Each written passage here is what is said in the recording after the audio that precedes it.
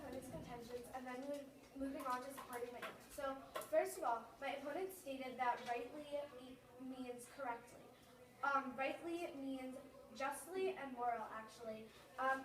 The framers of the debate obviously wanted it to say rightly, it obviously wanted to say rightly.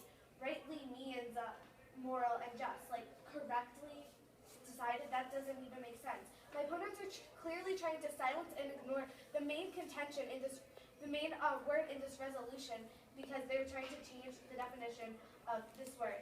Also, moving on to my opponent's first contention about equal sovereignty.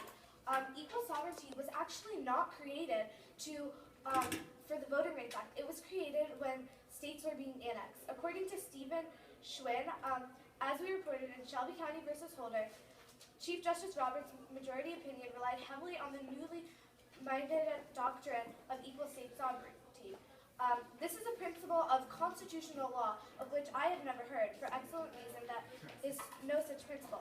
So where does this principle come from? It comes from Chief Justice Roberts' majority opinion in the Northwest Austin Multiple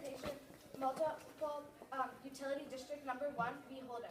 Chief Justice Roberts' word, he failed to mention the principle of equal sovereignty previously, but he applied only to the conditions when states are being admitted to the Union, not day-to-day treatment of states by Congress, much less congressional treatment of the states under the enforcement of the Reconstruction Amendment. So this contention obviously does not make sense at all, because equal sovereignty does not apply to this resolution at all. It applies to annexing states, and the Voting Rights Act is not annexing states.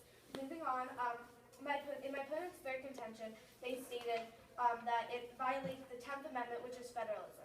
Actually, in the Constitution, there's something called the Election Clause. Under the Election Clause of the Constitution, Congress has broad authority to regulate congressional elections. The Election Clause has been long understood to give Congress broad power over the regulation of congressional elections. The Supreme Court has consistently interpreted the Election Clause to give Congress comprehensively authority in this area. Actually, this says that Congress has broad power over it. They don't have full power over it. Therefore, this is incorrect, because it does not violate the Constitution, because it is not only Congress's job to decide on this topic. It is also the Supreme Court's job. Moving on to my own contention, our framework states that it's pro's burden to prove that each of the Supreme Court justices ruled fairly, properly, and based on fact alone to repeal Section 4. Judge Roberts did not. He was not fair, and he did not rule properly because he was biased. He had a personal connection to. This resolution about the Voting Rights Act before. His previous job involved him to be biased towards one side. So therefore, he did not rule fairly and properly. Also, the Voting Rights Act is actually constitutional. The 15th Amendment gives the federal government the right to enforce equality in voting. Thus, this is constitutional because it is defending the 15th Amendment.